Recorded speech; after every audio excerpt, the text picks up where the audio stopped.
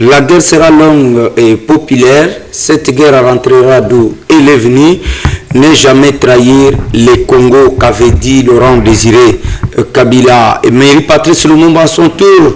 Oublions tout ce qui nous ont divisés jusqu'à aujourd'hui. Regardons-nous en face et disons-nous la vérité. Kabila a dit, Kabila a fait. La différence entre un homme d'État et un homme politique, un homme d'État envisage pour la génération future, tandis qu'un homme politique se prépare pour les élections d'avenir. En direct de Kinshasa, la capitale de la République démocratique du Congo, aussi les antennes des shows télévision. Enfin, tous en Serge Taboko na plateau.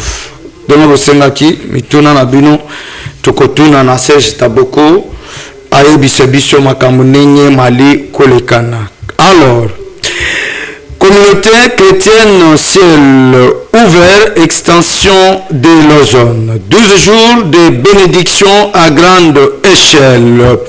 Sous le patronage de l'apôtre Anaclé et Madame Mehdi Kalambay et aussi hôte de la manifestation, le couple révérend Emmanuel et Clarisse Kimanga. Ça a débuté depuis le lundi et le dimanche passé avec l'apôtre Nathan Kilola et aussi le lundi et le mardi hier.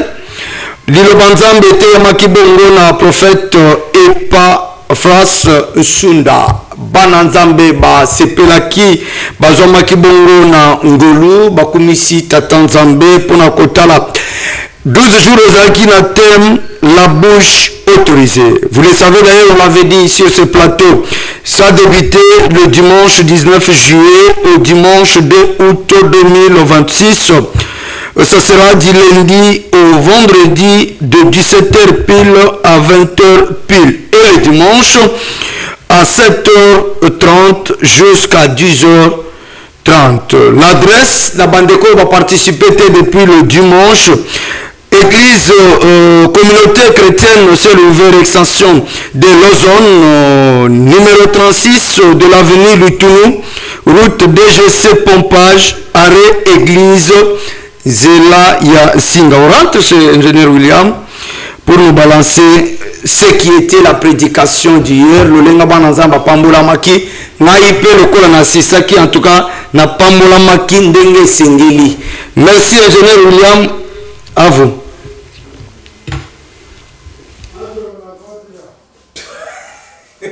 Parfois, car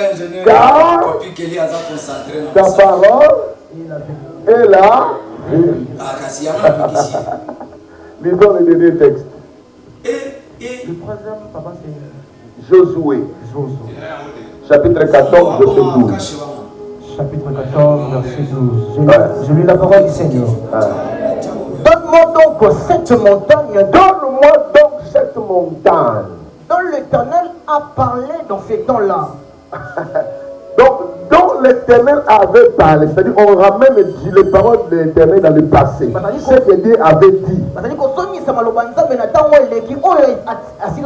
Alléluia. Amen. Et Josué est en train de réclamer au présent ce que Dieu avait déjà parlé. Donne-moi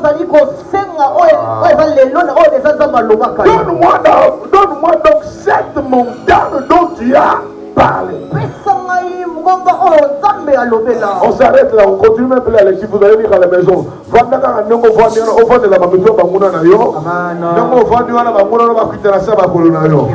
Donnez-moi un amen bien. Qui me donne un amen bien. Qu'il soit béni par la parole du Seigneur. Amen. Gloire à Dieu. Hier, nous avons évolué sur un texte de rites. Je parlais des rites et je l'expliquais ce qu'était la vie des rites. Ce qu'était le livre des rites. Je vous ai dit, ce livre ne parle que de 8 personnes. Les personnages principaux C'était Ruth et Naomi. Mais au départ, la Bible précise, voilà les sons que je voulais. La Bible précise que cet homme qui s'appelait Elimelech, marié à sa femme Naomi, qui avait l'air des enfants, ils ont fui la famille dans le pays de Bethléem. Ils ont quitté la ville de Bethléem. Ils sont allés se réfugier dans le pays de Moab. Et c'est de là que le malheur est arrivé. Alléluia. Je vous ai dit, Naomi, dans la logique du quotidien, le quotidien, Naomi avait déjà résolu la majeure lui est arrivée. Je vous ai expliqué comment est-ce que Dieu nous donne le meilleur pain. Lorsque nous cherchons nous-mêmes le pain, des fois le pain là n'est pas ce que nous devons avoir. Raison pour laquelle la Bible dit la bénédiction de l'Éternel enrichit. Et Dieu l'a fait sur le cœur chagrin. Lui, il a fui la famille, mais le malheur l'a poursuivi dans le pays où il est parti. Et Elimelech est mort. La femme est restée veuve, mais elle restait avec ses deux enfants. L'espoir. L'espoir ne s'était pas envolé complètement par le fait d'avoir ces deux enfants avec elle. Mais curieusement, la Bible dit que ces deux fils moururent encore. Oh, c'était grave pour elle. Et elle reste maintenant veuve avec deux veuves. Alors maintenant qu'elle fallait commencer à chercher à manger pour les deux veuves encore supplémentaires. C'était un malheur pour elle. Et je vous ai expliqué ici hier, mais il y a trois étapes dans la vie de Naomi. La première chose, c'est que les lieux où elle était arrivée, c'était le lieu de malheur. C'est comme ça que j'ai prié ici du haut de cette chair. J'ai prié à Dieu que là où tu te trouves, si c'est ton lieu de malheur, que le Dieu de votre Père travaille à partir de ce soir, afin de te déplacer de là où tu es. Et j'annonce à quelqu'un ce soir que tu ne resteras plus là où tu es maintenant, parce que ce n'est pas le lien que Dieu veut que tu sois. Alléluia. Je libère la vie de quelqu'un. Si tu te trouves là où il ne fallait pas arriver, j'avais dit ici, ton problème c'est là où on t'a mené. Là où on t'a mené, c'est là que tu as tout. Voilà, communauté chrétienne ciel ouvert, extension de l'ozone, Monaki, Bongo, le prophète Ipafra Sunda, au Aliesaki Bananzambe Lobby, sous le haut patronage et la présence du représentant légal, couple révérend Anaclé et Messi Kalamai. Et l'autre hôte de la manifestation, le couple Emmanuel et Clarisse Timanga Bananyonso ya celle ouvert Kamunganga, je l'avais dit, avenue le tournoi numéro 36, route DGC Pompage, arrêt église Zela ya Sinawana Tozami Bongo na quartier Kamunganga. Merci Bananzambe Nonso ya celle ouvert. Voilà, là, et puis on invite tout le monde, puisque le Kongana Monaki Lobby, Dieu s'est manifesté, et dans l'adoration, dans la prédication, il y a copé ça, puisque le besoin en Bayaka Maboko Pambate. Au lobby de la bandelle qui est le besoin en Bayaka Maboko Pambate. J'appelle Bananyos, il y a celle ouvert, Bessimba, couple révérend. Emmanuel Timanga et Madame Clarisse Topesi Bilombo Tenalulenga na biso ya bana nkolo. Voilà, awa tokoti na ndengwana ya bayimbo kandenga besengaki, Serge Taboke est avec nous, tokotuna imituna ndenga botina. Mais j'aimerais quand même qu'on commence avec notre thématique. Est-ce qu'il y a des versets bibliques qui se contredisent dans la Bible? Pourquoi la politique a pris place dans l'Église? Est-ce qui est à la base de la division chez les serviteurs selon leur religion? sala nzambe mutu na ngambu na ye mutu na prédication na ye doctrine ya lingomba na ye yango tokosolola na pasteur Serge Taboko, l'habitué de Parlons Congo. On doit évoquer quelques questions politiques pour que tout le monde voit codifier peuple de Dieu, codifier aussi église puisque nous sommes dans un pays laïque. Et avec une précision, pasteur Serge Taboko de là, il y a Thomas Lingomba, Kozala pasteur avec l'église Monde de Transfiguration, où ils ont mis na avenue frontière. Kuna na commune il y a Kauka, je crois 19. Commune à Kalamu, Kauka et puis numéro 9. Numéro 9, solo également. Maïmatali Dialogue, au Tata Mokoza école à l'objet à consigner fait de route de peur que bata la disposition nini. Donc on salue aussi.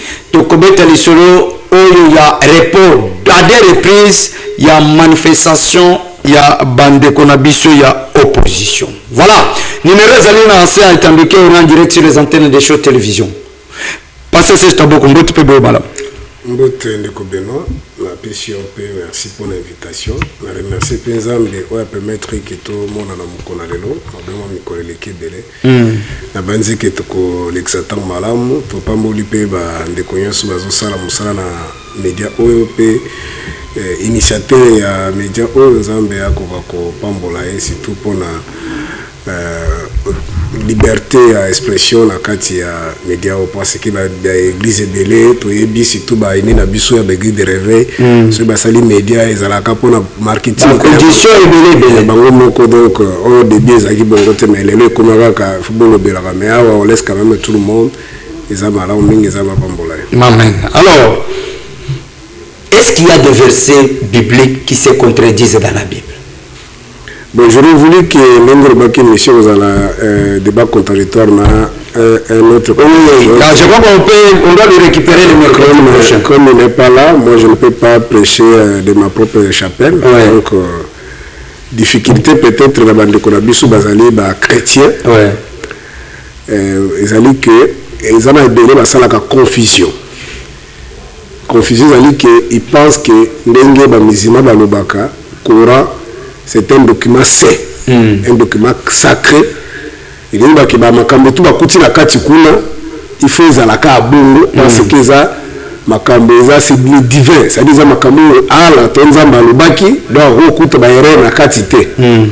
Cependant ce qui décore mon a devancé parce que je crois qu'on va le récupérer le contact social a déjà ma explication tout le monde makambo na bango musulman quand il sera là je crois que oui na sala qui en tout ça la église de réveil en face il y a le laxaï qui même au Coran il y a beaucoup de contradictions il y a beaucoup de choses mais tout ça comme il n'est pas là tout ça rapport au biso ba chrétien que laxaba on va bazona na biso qu'il faut faire la différence entre la parole de Dieu et la Bible. Comment ça? Il faut faire la différence. La parole de Dieu est au-delà de la Bible. Mais la Bible fait partie de la parole de Dieu. Okay. Voilà la nuance. Et il dit que la Bible, c'est l'ensemble des livres. Et la Bible, c'est une invention humaine. C'est quelque chose à partir du 17 et 18e siècle. Mais avant, la Bible, Torah, c'est-à-dire la loi. Moïse a komaki, le prophète a komaki, alors l'évangile, surtout l'évangile Salemi, à partir du 4e siècle, 5e siècle après Jésus-Christ, l'évangile est donné aux disciples a komaki. Alors, tant que par exemple, christianisme moderne, parce que nous avons le christianisme original où Jésus a expliqué Pierre dans Matthieu chapitre 16 que si toi Pierre je bâtirai mon église. Ça c'est l'église universelle, ça c'est l'église spirituelle. Alors nous avons aussi le christianisme moderne où on va importer l'église catholique. Il faut faire la nuance, il faut faire la différence. Sur la catholique et le christianisme moderne, nous avons la religion chrétienne.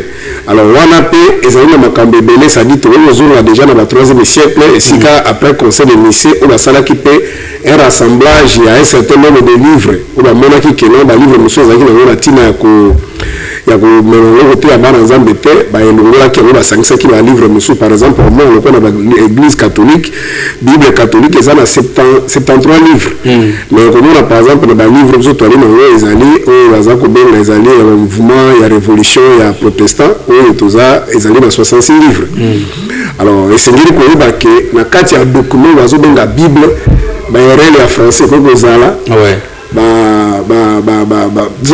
c'est une œuvre humaine. D'abord, au moment où par exemple la tradition, c'est le 8 secondes. Et nous, on va dire que c'est une maison d'édition. C'est ça, ça va s'entouter. Ça va bateau, maïle, va créer, la maison là-bas. Est-ce que tellement que les écrits étaient inspirés par Dieu, ou comme barrière naïe, à corrélater situation mon commun? Non. La parole a été inspirée par Dieu. Effectivement, Bible Zoroba, toute écriture est inspirée de Dieu. 2 Timothée chapitre 3 verset 16, toute écriture est inspirée de Dieu, utile pour enseigner, pour corriger, pour convaincre, pour instruire. Cependant, apôtre Paul, à 2 Corinthiens chapitre 3 verset 6, alors Bible, l'Éternel Dieu nous a établi les ministres de la nouvelle alliance, non de la lettre, mais de l'esprit, car la lettre tue, l'esprit donne la vie. Alors, parce qu'apôtre Pierre a joué le babou. Ce n'est pas par la volonté humaine qu'une prophétie a été dite, mais c'est poussé par le Saint-Esprit que les hommes ont parlé de la part de Dieu. C'est-à-dire différence ces années. Nous avons besoin de livres, nous avons besoin d'écrire, nous avons besoin de message. Ce que nous avons besoin de après moi si quoi le papier pour battre pour encore sur la macambo et on va passer vite ayebisaki pour le si quoi le livre pour la tanzoto et là la français comme on a la tanzoto mais la français comme on a message de papier sécurité OK c'est ça comprendre et là la chimbe cause la nega yokuma et là la lingale cause la nega yokuma et là la anglais cause la nega yokuma parce que l'écriture fait partie de l'intelligence humaine l'écriture fait partie de la civilisation humaine. C'est pendant le message des Abolimes. Nous avons basé l'esprit, Jean chapitre 4, verset 24. Dieu est esprit. Que ceux qui veulent l'adorer, l'adorent en esprit et en vérité. Mais ce qu'il y a un débat, un débat par exemple, tu les cantes de Gouma et Kalamba, il y a un contredit par exemple, Makambo Frère, il faut quoi ça c'est ça, c'est ça dit ce qu'il y a l'idée que Bible n'est pas il y a une totalité à parole de Dieu, on est faussé. On faussé pour la ligne. Avant la Bible, nous avons sur par exemple dans sur Noé, sur Adam, la Bible sur Abraham. Nias a signé Abraham. Si tu gardes mon Nias, je garderai, je te protégerai, je ferai de toi pas de multitude de nations, je rendrai ton nom grand. Et il a versé. Bible, nous il y a Moïse, dans Sinaï. Donc avant, on a tout ça, il n'y avait pas un document. Ça dit c'était des alliances spirituelles. Et vous avez fait dans Hébreux chapitre 8. Alors Bible, alliance on a promis qu'il n'avait pas la Bible, dans Moïse na moni pe yango na osala pa alliance ya sika na komona mitema ya osala enseigner son constitué pour être très tous me connaître donc alliance avant Moïse il y avait l'alliance spirituelle tant Moïse a eu dans une alliance sur la première on a table de pied après Moïse tant que Jésus a eu sur la zone sur l'alliance spirituelle c'est la raison pour laquelle que l'église pour battre à biso ce qui Bible il y a mon kaka suka ni banzam c'est pour l'église de ça. OK. Ça dit mutu mutaso mbika Bible na fena ndako atangi ya kopana nzambe. A télécharger mon pena te. Ngwa wewe na kati ba téléphone tangi ona ko kopana zabo ngena so business sana. Alors, la na église parce que to edi que moto na telemi wana nzambe apesi un esprit supérieur. Ya bolimbo la makambo ezana kati wana parce que na kati makambo ezana ministère zenu. Ezana kati. Mais ben écrit mboko a cause ba faute, a cause ba nini tout ça. Ça c'est pas ça c'est que ça un débat. Donc on peut pas bref pour conclure je ne peux pas passer dans un média dans le Bible, c'est un document sain, je ne peux pas dire ça. Donc, il y a écrit. Ça dit les gens, puisque tout ce cas exemple, il y a Baye ou Bakuta qui Yesu azali sur son limite. Ce que na Matthieu a colobelake, moi c'est Azala qui est mon. Je crois que prochainement on doit le faire. Donc au moins en Matthieu, on ne peut pas rapport à Baye. Tout ça, il n'y a pas de problème. Comme ils sont pas là, tu peux parler. Merci. Donc puisque tu as est-ce que Bayo bakendaki na limite ya Yesu basi wana bazalaka boni azalaka moko mibale misatu et tout le côté puisque dans ma verset biblique nous apparemment ils allaient quoi qu'ils allaient se contredire. Dans un se contredire, ils avaient ignorance, c'est pas tout bazana besoin à que ça là débat inutile. C'est-à-dire quoi? On ne peut pas penser que ça peut être à terre, même la carte du tout, attends, sur la carte église. Les trois programmes sont allés ça. Mais ces alliés, si vous n'entendez pas terre, au moins bateau bassi ba kaila ça. Ba comment? Si vous avez un papier bateau nyo soana ou la faute d'orthographe, qu'est-ce que la faute d'orthographe pour comprendre un message. Au moins la kinyeso ba kumia no komogote. Mais comment la kinyeso ba lozana likanisi. Merci.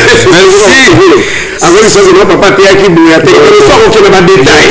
Mais monsieur ça veut dire c'est un message à l'époque des alaki on a parlé sur la Pâque. Vraiment tout les qui vraiment Pâque ils ont nettoyé surtout il y a un gros potobica. C'est pas qu'il y a des détails. Donc on va qui va se contredire pas qu'il y a des détails ou un résumé qui donc moi je serai très à l'aise de quoi na yeta na banda kopesa la version na et nous allons dire que en plus na carte pa Bible les nous monsieur Sengui pour expliquer bateau na carte ozo benga na monde de traduction et nous avons ce qu'on appelle la traduction littérale, la traduction, ça veut dire beaucoup de traductions. Au moins, les traductions, nous sommes traduire par exemple, moi, ils ont en anglais, ils traduire en français. Par exemple, John, atiki ba mot original, atiki na ba lieu original, original par exemple, John, bon, on appelle ça par exemple, Jean Akendaki, Lobi Nazam, John Wilby, bon, arrivé à Pékin, on a au Kima. Dans mon poussé, il y a un écrivain anglais, John, il dit en anglais. Mais en français, nous sommes Jean. Jean, oui. Mais je ne suis pas John, on a Kaka. John, mais frère, hier on était avec John. Nous sommes comme ça, John, nous sommes John. Mais John est à nous sommes comme ça, mon frère, l'homme est à John. Merci. Merci. L'homme est à Jean. Mais oh, on dit Jean, non, on dit John. Last day I was been going with John. Hier j'étais parti pour le marché. Hier last day I was going to the market. Hier j'étais parti au marché avec Jean. Non, on dit John, non, on dit Jean. Merci. Non, mais ce qui est vrai, il y a beaucoup de formes de traduction. Il y a des traductions littérales, il y a des traductions qu'on garde des originaux. Il y a donc ce qui est un débat scientifique. Merci. C'est des débats inutiles. Merci. Là, pour ramener le monde, on a contradiction. Papa, ils ont des mots. Parce que d'abord, le prophète Mahomet a tiré la recommandée. Marambo, tout le monde va commenter la Simano. Le monde n'a jamais écrit. Jésus pas commenter. Merci. Alors, nous sommes à rapporter. Nous sommes à rapporter. Nous sommes à rapporter. Papa. Attends, quand on est là, on va à combien à côté de ça, nous sommes sur l'intelligence artificielle. Il y a beaucoup de choses. Il y a beaucoup de choses.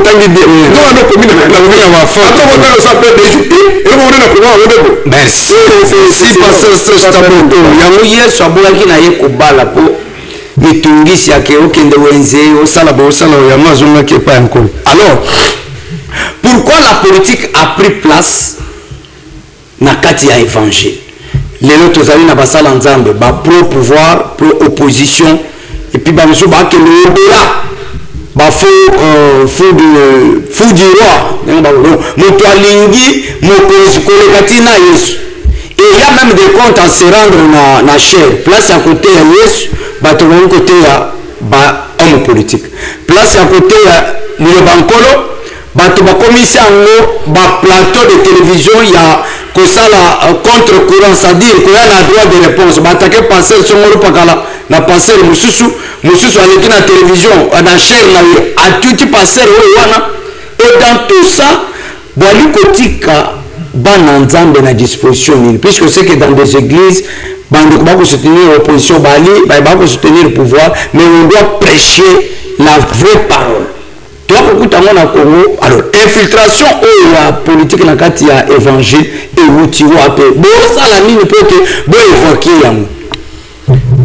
Merci beaucoup. Bon, d'abord, c'est que vous rappelez que vous avez dit que Makamone bandi les rotés. Si vous avez la carte de la Bible, souvenez-vous, il y a un qui a cabné. La tikalinga moko. Batoya sur la sagine. Le prophète Ignace va comment le prophète Anan. Il y a Akab. Akab est un serviteur de Dieu, mais Abébaki, à cause de moi, c'est Isabelle. Alors, comme il ne peut pas adorer, faut Dieu.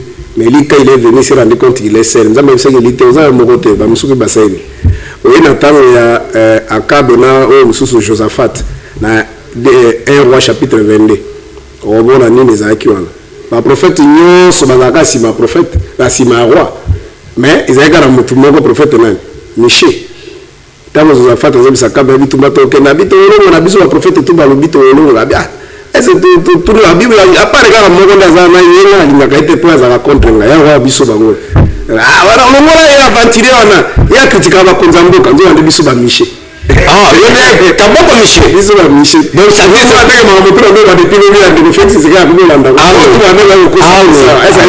ça j'affirme que sur le banc alors tout le monde a c'est biso to lingi biso to ba vérité donc problème eza na makambo ko bandi bango le bandi depuis 2016 na bandi baona Kabila zana na pouvoir bazobo ba trop d'église déjà les disait que makambo eza bongote je suis même pas ensemble avec ngana bandi ba makambo vérité donc il faut que makambo ya ko soutenir ba to bana pouvoir de bandi le lote ti na talo Jésus ayaki okuta kaka biloko ba zalaki nango mais les vrais serviteurs de Dieu Ezali un bon serviteur, c'est celui qui reste du côté de la vérité. D'abord, Bible dans Apocalypse chapitre 3, je crois partant du verset 13. Bible que tu n'es ni à l'église à l'Odyssée, tu n'es ni chaud ni froid. Comme tu n'es ni chaud ni froid, je te vomirai. Les hommes de soucis, les hommes des actes que à la gauche, à la droite, les soucis, les hommes à la position moko. Mais ils ont passé dans un de l'élève, pour la baïné, dans le combuté. L'objet va sauter dans le mout.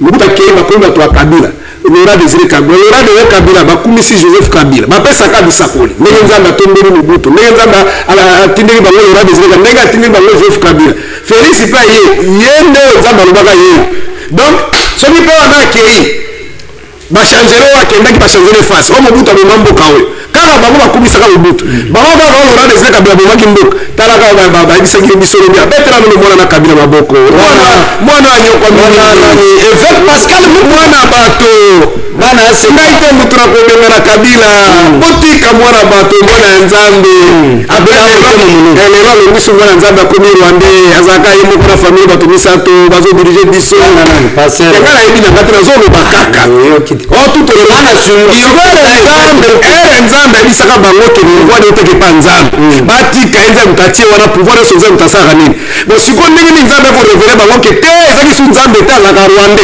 siko ezaka nzambe to nzambe te est-ce que ozomona biloko na tout pona kolakisa yo ke bana nzambe basala nini bakeba elingi koloba ke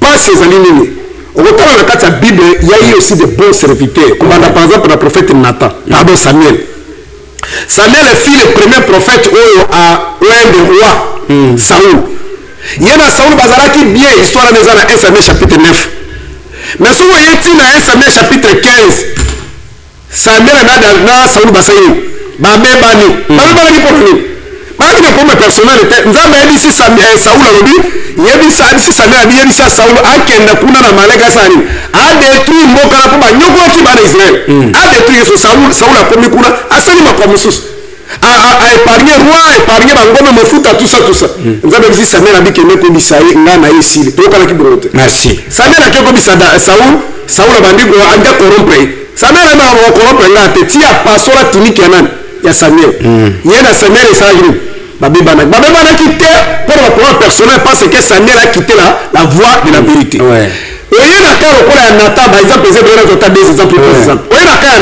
Nathan David la kelo komoko oye par exemple tango David ngatonga ndako atonga nzambe temple na 2 Samuel chapitre 7 parce que lui nzambe lui ça dans Nathan kende ko sala mais le jour David a pris la femme d'Élie Nathan kende ko bisaye na suka kuna David asangini David azonga bongo ki motema leli moi basena nzambe ya biso ya Congo bango so mutu akomika présent oboma bato tali bango te oyo bambo tali bango kama mukondo kolongo baniko il a de tous les pays aboma mboka so ya dirige kamino mona kate merci alors donc nous on va que nous sena nzambe ti Jésus tanga yaki a telemela Hérode j'ai des versets ici il y a telemela même Jean-Baptiste a telemela Hérode est-ce que vous comprenez Jésus a telemela Caïphe ezambe ka finga bango ngape na ezoya na TV te pona roba kekende ko finga bakonza mboka non mais pour nga ezali ke omoni ndenge par exemple église catholique basalaka ko ramener bato dans la vérité zali okotaki serment osaila mboka tango osaila mboka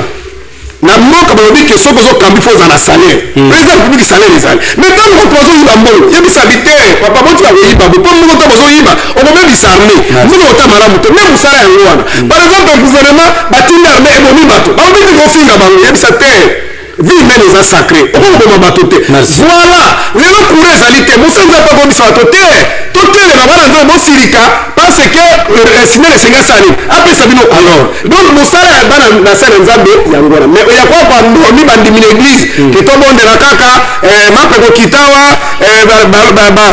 bavie koyawa ça ils sont très dangereux koleka meme satan alors po mape koya na église te koya na ngomba te koya kuna te mape koya soki leta bomosi mbonga soki bandeko catholique bali kocritiquer soit pouvoir soit la vérité non aux autres est-ce que seigneur basalela ngo na perchoir esika côté yesu bango bakomi koria pendant na ba église catholique ezana bandeko opposition na pouvoir est-ce que on a dit que basala nzambo ba ko sala makambo ni beso bali ko kabola peuple de je dois dire il y a question de kabola mais moi je dois dire sincère je dois dire à part no ko mona se separakana kabona kabona na bango ezaka na point wana c'est-à-dire je suis tout à fait d'accord ba cardinal ba sango basala ba oyoso basalaka mais basala ngo andoro ya chair parce que pour moi je considère que la chair est sacrée c'est-à-dire bato ba yewana ba yika ba yoka maloba na mo tatiki ndako ke l'église ayo kama makambo ya nzambe mais à part makambo ya nzambe tozapela makambo ya mboka makambo siko makambo mboka donc on peut organiser peut-être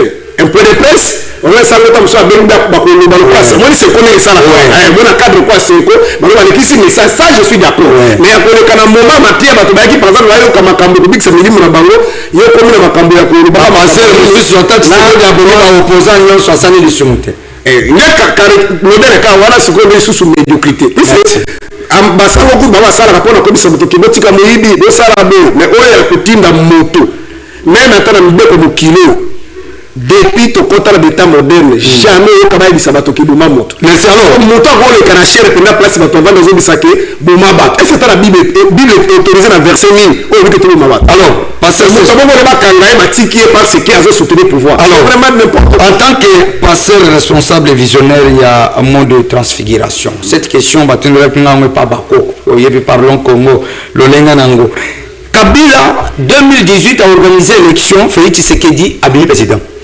élection organisée par Corneille Nangaa. Le Corneille Nangaa a dans la rébellion. Tshisekedi, président de la République.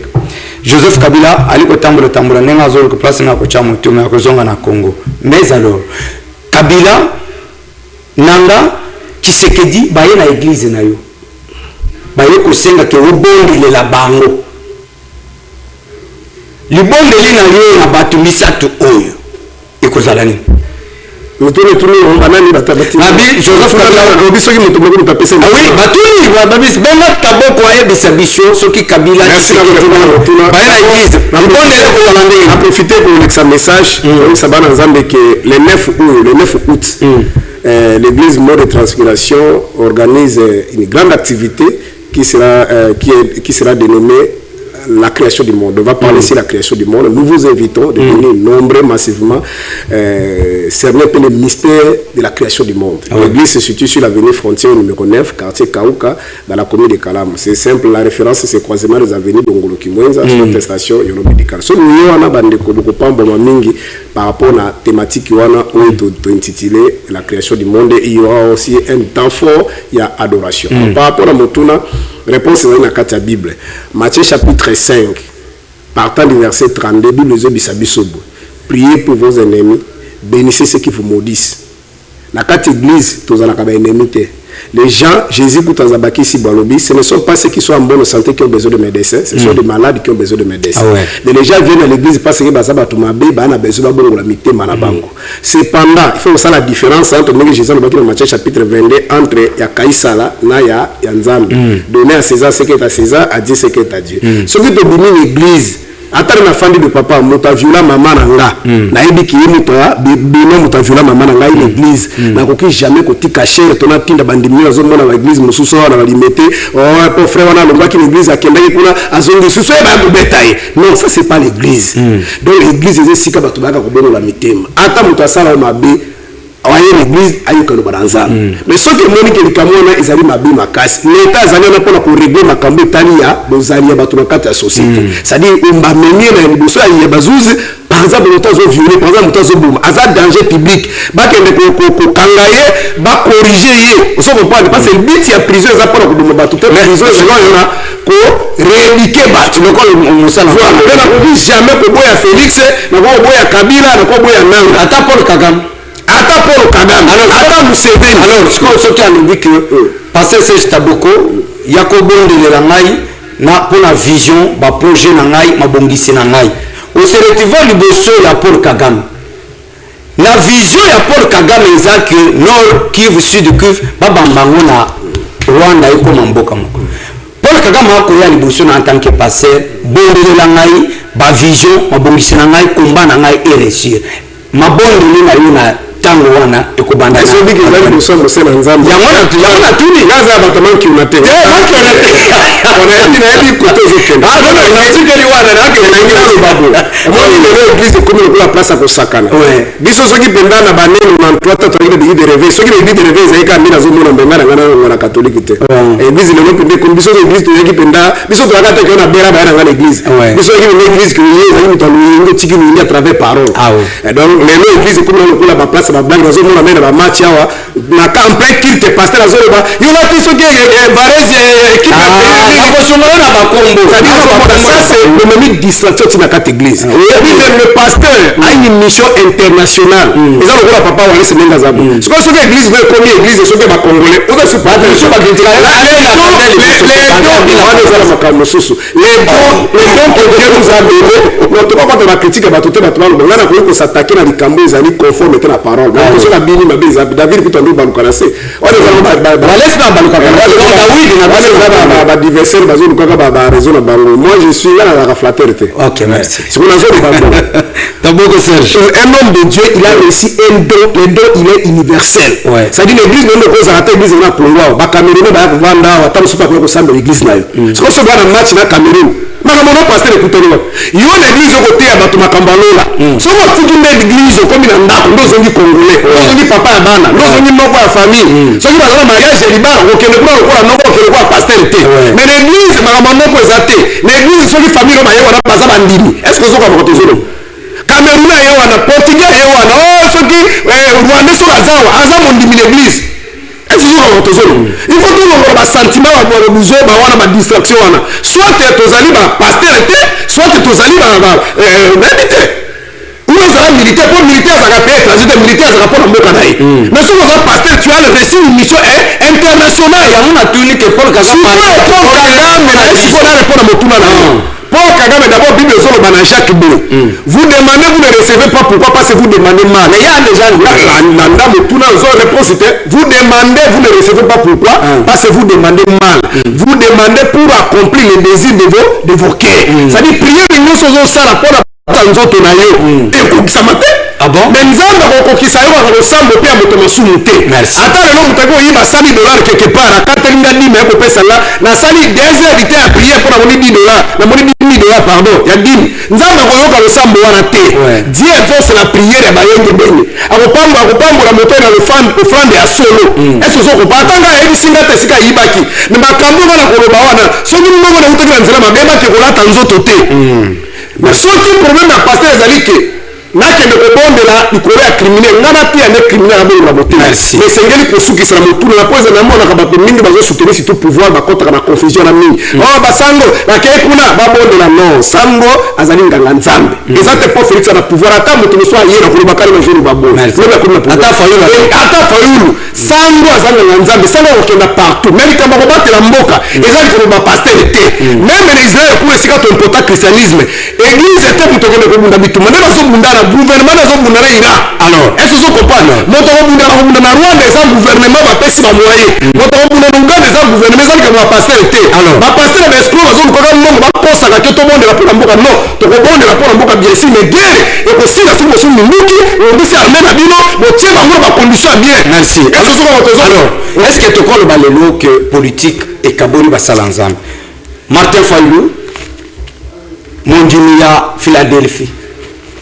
Félix Antoine Tshisekedi mundimu ya Philadelphie na yoki mutu moko alobaki pe Corneille Nanga azaki pe kuna na kati ya Philadelphie naliko aza na problème particulier na Philadelphie te ngana ako tuna nde mutuna denga bayimboka bayebisi benga first aboko tuna ye lelo tokokoloba ke na kati ya baeglise bapasteur bandimi misusu bazo perdre contrôle ya koyokela bapasteur na bango bapère spirituel na bango mais alors Philadelphie ebimisi Martin Fayulu ali s'opposer na Jésus Tshisekedi Félix Antoine Tshilombo Tshisekedi connexion na yena Martin Fayulu yali kobala na penza te kaka église Corneille Nanga lelo azali na Goma en tant que rebelle abimi na kati ya Lingomba yo en tant que musala nzambe soki ka ya bongo ekomeli yo na kati ya église na yo ozana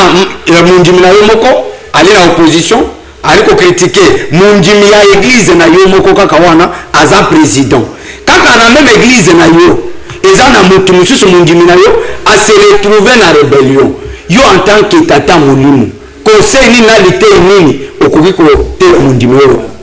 Bon, c'est que vraiment quand on a besoin de sensibilité makasi tous à la un peu le cité la combo na ebi que na ndenga bo moto boye pasteur Dalo asalaka par na esenga ka sala mais za yo comme c'est de qui niveau na e parce que ça ba intérêt surtout makambo tali pouvoir na mbongo ata Félix ninga fandi wana quand ça dit makambo to asala kezaka po ya lingi eza makambo so sala parce que bato eza ka boye eza pour intérêt na yo mais les muso vana ta yo no fana mokolo kuma ministre papa o mona muso ko kabwana bango o mona ba yebi makambo belé dans la vie donc Dalo asala ki par na ya ko réconcilier bango mais e ko simba ki te na quel sens et simba qui était parce que de fait c'est que la qui divisé en deux. Comment ça azaki divisé en deux dans quel sens aibi que Fayulu azam à part dans makamba ko sambe na babundi na yetumba mbula ibele sima esika bona papa tete sekedi mais le ko le kotaki d'intérêt politique d'intérêt à pouvoir d'intérêt à mbongo d'intérêt à honneur batali c'est que pouvoir ezaka na mawate tika makambo wana ya obeninga tout ça ta l'intérêt na yo lokola tango kozwa pouvoir bato na nyonso bakosala nini bakoya sima na yo siko difficulté ekokuta na wose te lokola Martin Fayulu azali détenteur ba valeur yalandaka moto te pona mbongo alandaka pe sécurité pona mbongo bandeko bunda pe ba Fayulu Félix te pe zaki pona mbongo azwa mbongo déjà avant ya kosala politique moi bisika vandaka na asomba ngokuta va comme député asala avec beaucoup de militaires il est peut-être le seul congolais à sali na ba société internationale à comité na niveau directeur à travers la pomoni le président nigérian le collègue ya musala asali na États-Unis asali na France ça veut dire ezali moto ya ndenge ya papa parce que c'est qui est vrai c'est un homme humble mais ce que vous avez tout monsieur ba mission ba bloquer ça dit c'est un homme posé alors problème là est-ce que ça la kende en fait c'est que na bentéré wana atalaki Kabila ça dit il a voulu dealer avec Kabila alors pour dealer avec Kabila on a yebi déjà et tout bande ko ça ba l'autre papa c'est que bango tout ba contre Kabila il fait ba lever que option ba travailler na Kabila ba kabo na côté wana est-ce que vous comprenez mais Fayulu asuka ka wana te so ma benga ki boya le sikani ki boya ki na niveau église pasteur pas comment qui limité balingaki sikoyo ba imposer que Fayulu andima makambo ba ndenge zana Fayulu sikoyo kwa ndima bebe yote sikoyo za mtu avala kitaka kwa kusugisa tilibisa et ça dit que Fayulu pour la saka bolingo na état déjà en 2019 parce que souvenez-vous un peu des résultats Fayulu a qui pour déstabiliser mboka c'est-à-dire pour bazaki na bemba na katumba église catholique moi ne bazaki et ma congolais bele ba yinaki Kabila ndenge ne kofeti yake ndio sangara Kabila Fayulu ko sela ba marche wa mboka ne contre mobulu mais Fayulu habité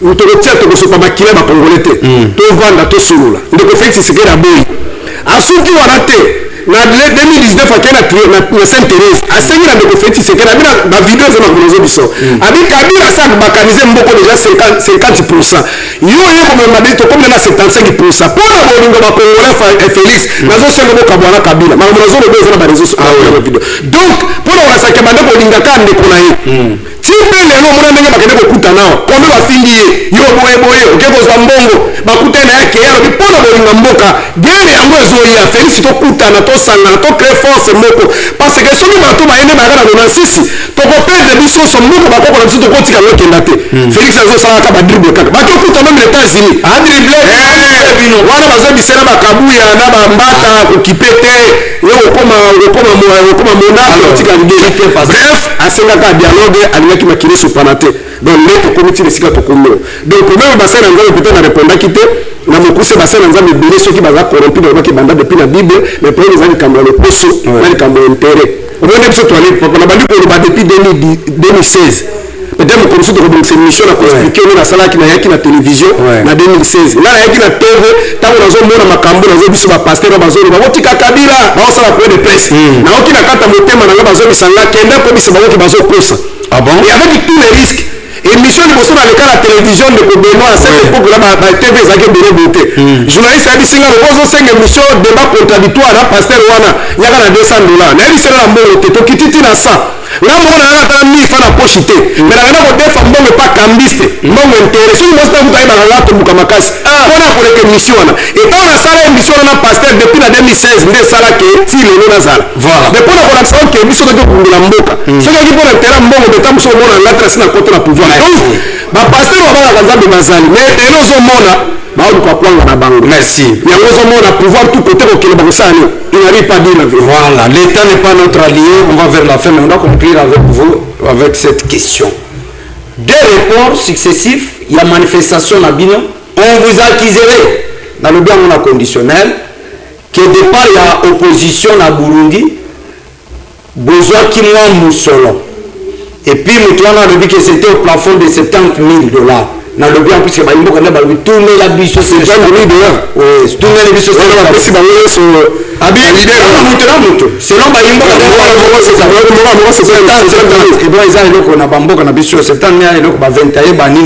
mais alors, est-ce que quand on a Congolais, bino bande ko opposition, bosenga bango bolimbisi pour na report ou balani. Et puis pour préciser c'est que les tomates, bolobi que alina démissionné te bolonga beaucoup on a parlé de la nation mais quand même bon maintenant qui marche. Les lois de sanité, bon PCT les 15 sont convoqué dialogue te beaucoup bande d'action. Plus ou moins 1500 actions dans 2 ans aux autres à la pour Tshisekedi. Par jour beaucoup bande constant la action combien?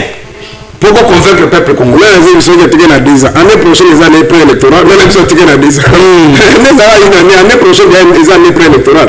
Si vous avez expliqué, oui. Ingénieur William, je n'avais expliqué. D'abord, on va aller bisous. On va aller tout là, monsieur, pour répondre, thème de respect. Mais là, toi, le monde numérique. Ceux qui m'ont habillé, on va payer ça $70,000. Aïe, attends, moi les kasa ata les kasa tata moi na réseaux sociaux moi tata la mine ou ba comment on compte na compte ya o yango donc ça ce sont des bêtises vous comprenez ce sont des bêtises mingi za moni ka bato bazolo ba na za ka bato akabila souci na bango ezani fayulu les autres bazala koba ina bango donc ba s'affronter na Félix Tshisekedi ba faiblir Félix pour bango bazala ba rebelle basalo ba ya pouvoir pouvoir facilement quand pe a Félix fait poto ceux qui bangi ka biso peut-être ça likamoko bo eza lokola proche na bato kuna balembo ya kabila balembo ya kagame siko nde tozolo babo landanga malamu ndeko beno akabila mbongo asali message alobi ke Félix andimi dialogue national inclusif na tongo nani kagame alobi niet soki bolobi ke M23 ne panzana ekosimba te ponga M23 ko panzana te soki te rwanda kozala danger soki M23 panzani nga na ko avancer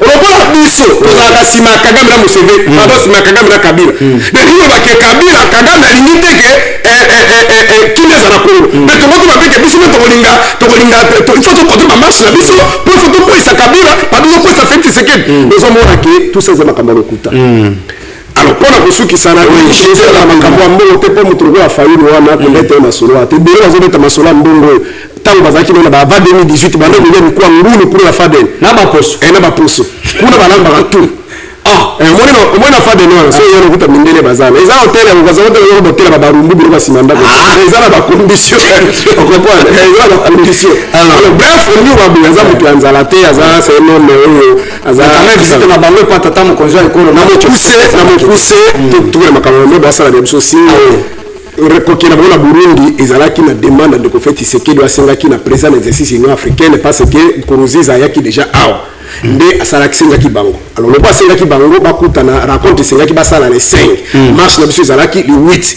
babi bon soki toki tokenda sa kobisa peuple bakomona biso na baaéroport tout ça bakobata mosusu tokimi nde basaki point de presse mais tu reporter marche à la level. Parce que pas de réponse positive, toi réponse négative. Les 5, les 6, les 7, tu as besoin de on comprend les gars, mais raison pour ça qu'il y a des bosses. Tu as besoin de préciser que non, situation est une situation grave. Na soleil déjà na fait ici. Qu'il passe que ça là qui peut déjà pour répéter beaucoup de la avec les situations beaucoup la bino, c'est ngebo que Burundi les alliés impliqués dans la situation directement ou indirectement.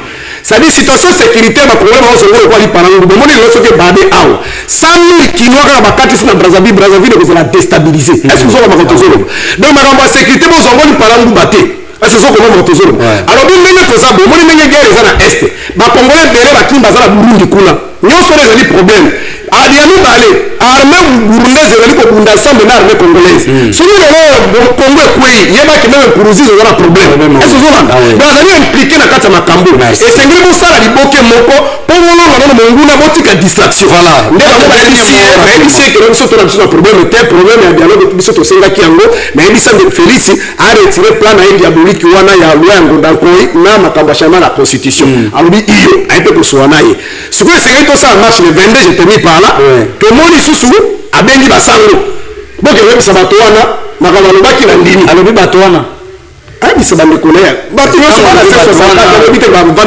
babunde tumasamba na félix tibazala babana na félix bato wana eza très profond abiyebisa bandeko na nga na ndimi déjà makambo wana en plus na makambo ya dialogue ya nini ya makambo ya rwanda o makambo ya chama koso tokulubela oka na kati ya nini ya dialogue merci ndelo ko barasiraki bango bango ko balobi bo bino ko biso décider ko tosenga même la résolution yebike basango bazala ba médiateur malgré le document les officiels était il y a notre ultimatum tikeli état ce que tout le monde puisse connaître les joueurs étrangers so ka sa ndenga sa na Genève ndenga sa ki kamere na ndenga retire sa retire wana awa ko retire so ko mona peka de merci c'est début pour ça merci et ba souka ezali que le 9 août nous avons une grande manifestation c'est une activité spirituelle où le peuple d'Israël béni va parler sur la création du monde merci yo para autant so Serge Nanzila malobanza mbete ondanga merci. Nous sommes un don pour notre pays, merci.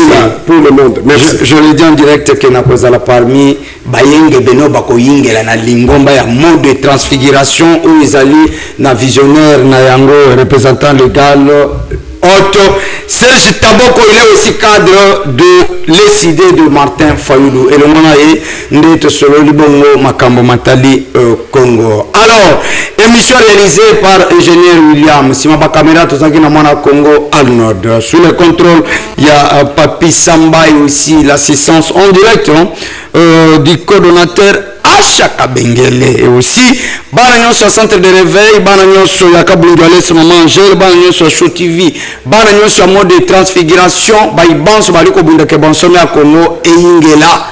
Mon Congo ne sera jamais balkanisé. Et aussi, Paul Kagame, je vous promets, M23 et Kozala déstabiliser tout le monde Rwanda Kune Kopanza. Il faut pas subir le plan agression. Toko Panza M23 FC M23 et Kopanza. Rediffusion de cette émission aujourd'hui amenée sur les antennes des shows télévision. Oetikali Zambali.